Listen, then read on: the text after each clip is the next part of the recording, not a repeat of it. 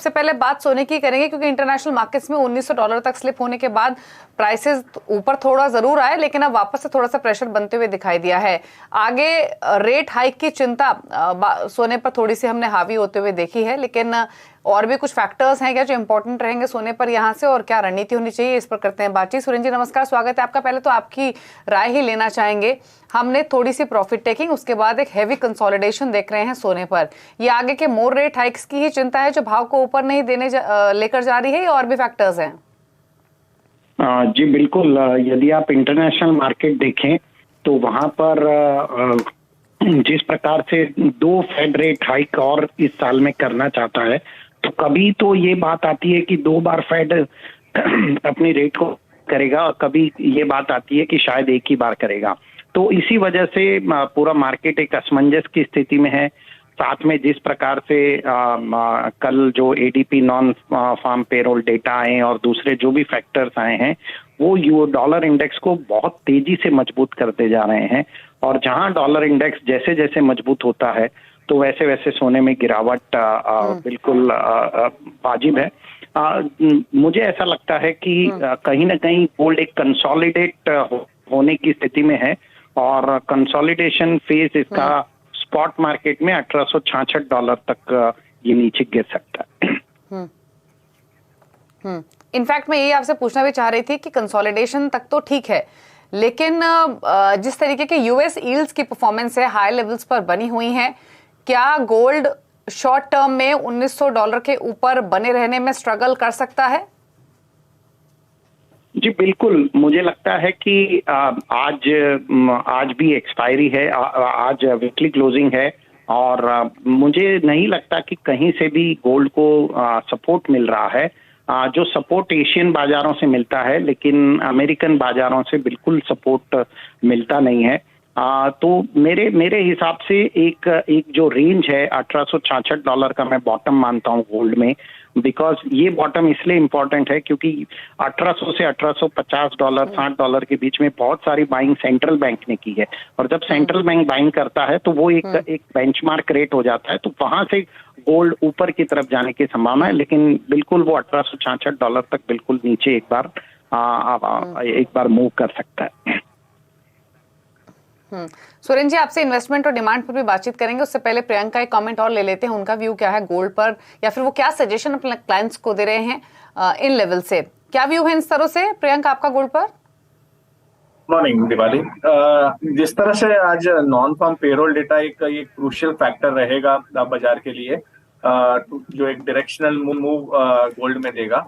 अभी फिलहाल जो ट्रेंड इंडिकेशन दिख रहा है वो clearly on the down side का दिख रहा है। जो भी हम पुल बैक्स देख रहे हैं 1930 1940, ये एक स्टिफ रेजिस्टेंस है गोल्ड को इन नियर टर्म।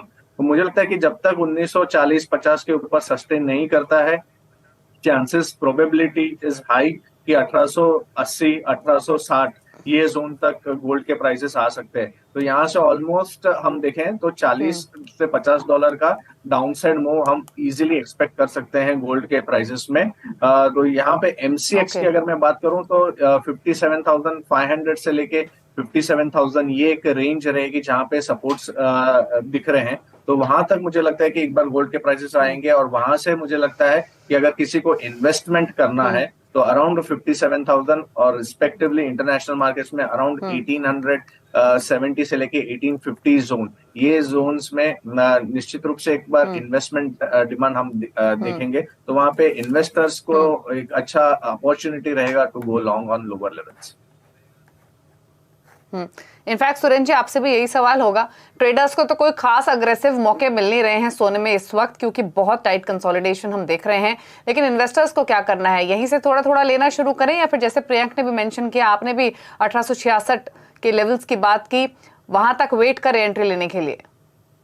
देखिए, मुझे लगता है कि जो बहुत ही छोटे अमाउंट में इन्वेस्टमेंट करना चाहते हैं उन्हें तो ऑलवेज एसआईपी का ही मेथड इस्तेमाल करना चाहिए, और धीरे धीरे गोल्ड को बाय करते रहना चाहिए हर प्राइस पे। लेकिन यदि आप कोई हाई नेटवर्थ इंडिविजुअल हैं, या आप बहुत बड़ा पैसा गोल्ड के अंदर लगाना चाहते हैं, तो मुझे लगता है कि उन्हें बहुत कॉशियस अप्रोच रखना चाहिए। यदि वो इस लेवल पे बाय करें तो उन्हें स्ट्रिक्ट स्टॉप लॉस लगाकर ही काम करना चाहिए। जैसा मैंने कहा $1866 मुझे लगता है ये एक बहुत बहुत बड़ा लेवल आएगा और वहां से फिर गोल्ड मूव होगा। लेकिन उस लेवल को आने में शायद अभी मुझे लगता है कि एक हफ्ता और भी लग सकता है। ओके, डिमांड पर भी एक कमेंट लेंगे, उससे पहले रवि की राय और ले लेते हैं। रवि, आप क्या सजेशन दे रहे हैं? नियर टर्म में क्या रेंज देख रहे हैं, क्या सजेशंस? बेसिकली आज दो पार्ट में वो ट्रेड होगा। गोल्ड पर्टिकुलर नॉन फार्म के पहले अलग ट्रेड होगा, नॉन फार्म के बाद डेटा के ड्रिवन ट्रेड होगा। बट पहले मुझे लग रहा है कि थोड़ा कॉशियसनेस रहेगा। पर्टिकुलर रीजन क्या है उसमें, कल जो बॉन्ड यील्ड का मोमेंटम देखे तो फ्रांस एंड जर्मनी की बॉन्ड यील्ड है वो 2012 के बाद के हाईएस्ट लेवल के पास खड़ी है। अगर यूके की बॉन्ड यील्ड करे तो वो 2016 के बाद के हाईएस्ट लेवल पे है। और यूएस के 2 इयर्स की बॉन्ड यील्ड देखे तो 2007 के बाद के हाईएस्ट लेवल पे। तो अभी जब यील्ड्स इतने बढ़ रहे हैं तो जो ज्यादा पैसा है जो गोल्ड में as a part of safe haven जा रहा था वो फ्लो थोड़ा अभी कम होगा और इससे थोड़ा डाइवर्जन मिलेगा, वो होगा डॉलर थ्रू बॉन्ड्स में। तो आई थिंक मुझे लग रहा है कि तब तक गोल्ड इंप्रूव नहीं होगा जब तक ये बॉन्ड यील्ड्स में कुछ सिग्निफिकेंट गिरावट ना हो। इसका ट्रिगर शायद नॉन फार्म पेरोल हो या आगे आने वाले यूएस के इन्फ्लेशन के नंबर्स हो। बट मुझे लग रहा है कि शॉर्ट टर्म में थोड़ी वॉलेटिलिटी रहेगी। हालांकि सेफ हेवन है, क्यों प्राइसेस गिर नहीं रहे सबको पता है। इसका बेसिक रीजन है कि जो इकोनॉमिक डेटा यूएस के अलावा जिसके भी आ रहे हैं उसमें सीवियरली प्रॉब्लम दिख रहा है। Eurozone, UK as well as Asian peers की बात करें तो वहां पे इकोनॉमिक डेटा अच्छे नहीं आ रहे, तो मार्केट थोड़ा सेफ हेवन साइड वहां जा रहा है। अदरवाइज मुझे लग रहा है कि ट्रेडिंग पर्सपेक्टिव से आज के लिए अगर कुछ ट्रेड लेना है तो सेलिंग का ट्रेड लेना है। 58,500 के करीब सेल करके चले with stop loss of 58,780। Down side 58,000 तक के लेवल की मैं उम्मीद कर रहा हूँ।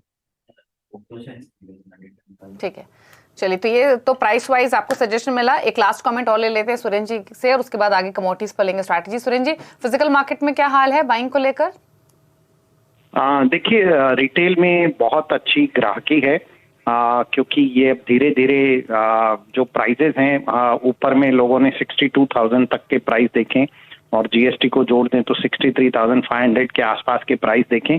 उसके बाद ये अभी जो है गोल्ड लगभग 58,300 से 500 के बीच में गोल्ड मार्केट में अवेलेबल है। तो जो कंज्यूमर होता है उनके लिए तो ऑलमोस्ट गोल्ड के प्राइसेस लगभग 8 से 9% तक गिर चुके हैं। तो इसकी वजह से मार्केट में ग्राहकी अच्छी है। हालांकि B2B बिजनेस अभी इतना इम्प्रूव नहीं हुआ है, लेकिन जो रिटेल मार्केट है खास तौर पे साउथ इंडिया और नॉर्थ इंडिया में वहां पर बहुत अच्छी ग्राहकी। ओके, चलिए, शुक्रिया मिस्टर मेहता आने के लिए शो में और अपने व्यू सभी पर्सपेक्टिव से देने के लिए गोल्ड पर। आगे बढ़ेंगे और अब बात कर लेते हैं